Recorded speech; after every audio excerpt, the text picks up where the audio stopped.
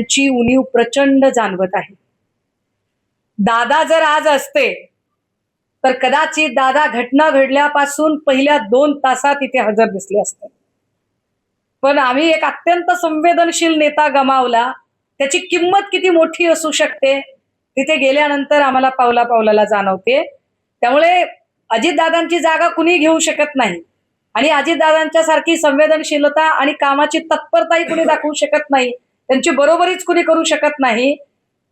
इथे जर कुठली जाती आणि धार्मिक जर काही गोष्ट असती तर फडणवीसच काय, फडणवीसांची सोकॉल्ड बार्किंग ब्रिगेड सगळी आलेली असती.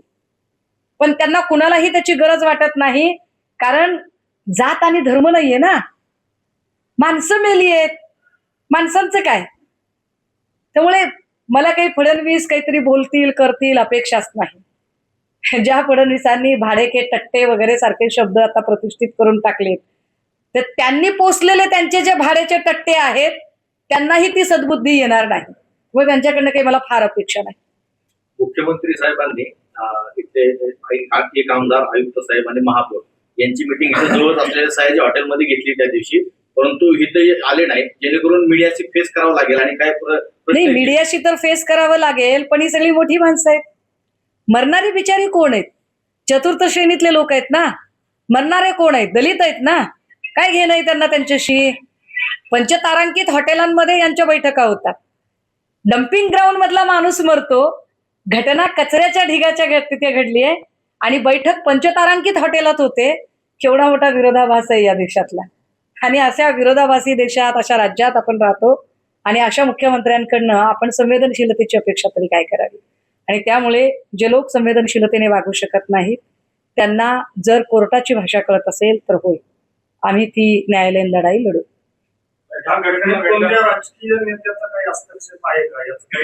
नाही, मला याच्यात बघा, ते प्रत्येक गोष्टीत राजकारण शोधणं, जात आणि धर्म शोधणं, त्याचं पेटेंट मी भाजपला दिलेलं आहे.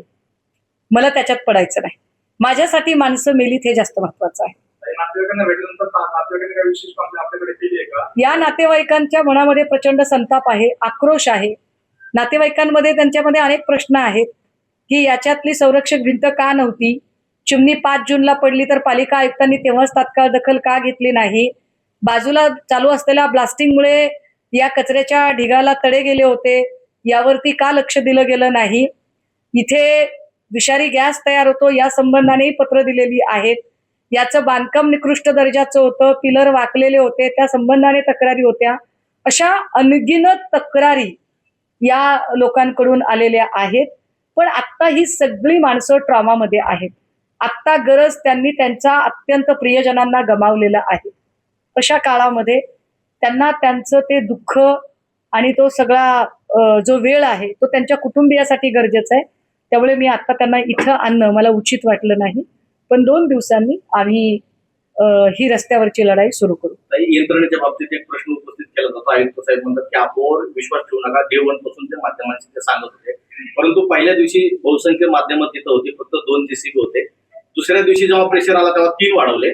तिसऱ्या दिवशी 15 वरती ते जेसीबी गेले आणि इक्विपमेंट आले. यावर आपल्याला काय म्हणतात? नाही, मी तेच म्हटलं की बघा, एक लोहगडला घटना घडली. खरं तर मृत्यू कुणाचाही वाईटच आहे, पण जी घटना लोहगडला घडली आणि त्यानंतर ज्या तत्परता दाखवल्या गेल्या, एवढ्या खाईमध्ये सर्चिंग ऑपरेशन वगैरे झालं, अवघ्या काही तासाच्या आत ते सर्च ऑपरेशन पूर्ण झालं.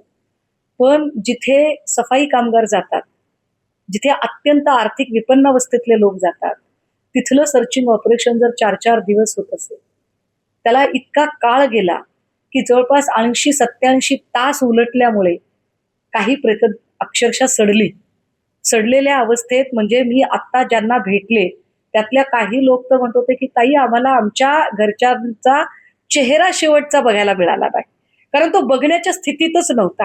लहान बाळं अक्षरशः म्हणजे वेगळ्या ट्रॉमामध्ये जातील अशा अवस्थेत ती सगळी प्रेत होती.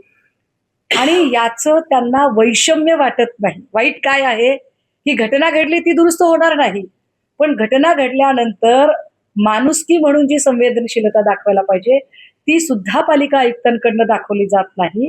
मी कालपासून पालिका आयुक्तांना कॉन्टॅक्ट करायचा प्रयत्न करते आणि चक्क पालिका आयुक्त फोन बंद करून आहेत, त्यांच्या स्वीय सहायकाचा फोन बंद आहे, म्हणजे आता त्यांचं काम संपलंय. कदाचित ते असं आहे का की मुख्यमंत्र्यांनी हॉटेल सयाजीमध्ये भेटून शब्द दिलाय का पालिका आयुक्तांना, फिकर नॉट मैं हूं ना, म्हणून हे सगळं चाललेलं आहे का? तर या सगळ्यांची उत्तरं त्यांनी द्यावी लागतील.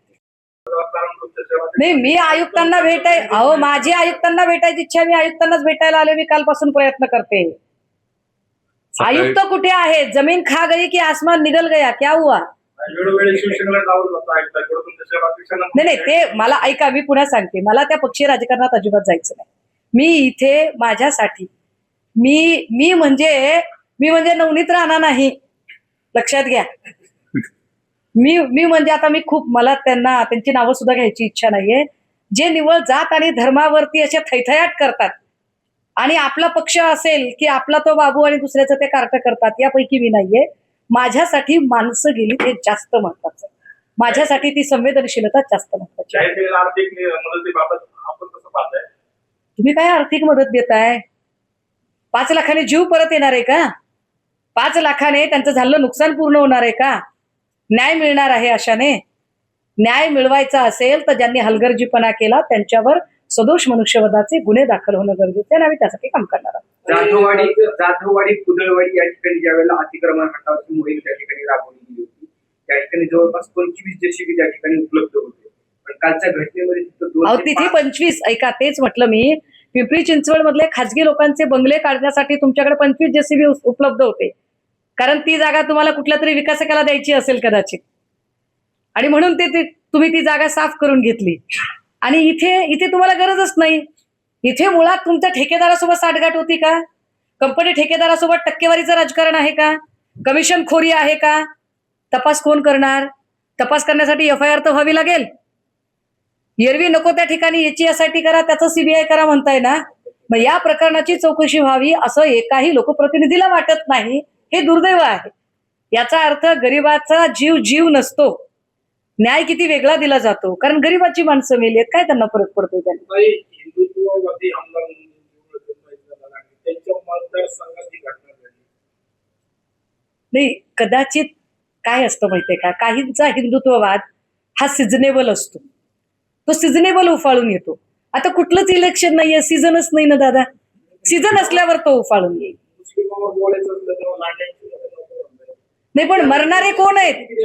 मरणारे कोण आहेत ते तरी बघा, म्हणून तरी बोला. परंतु धर्म हा सोयीनुसार आठवतो. धर्मापेक्षा सुद्धा त्यांच्यासाठी वरची गोष्ट हा पैसा आहे.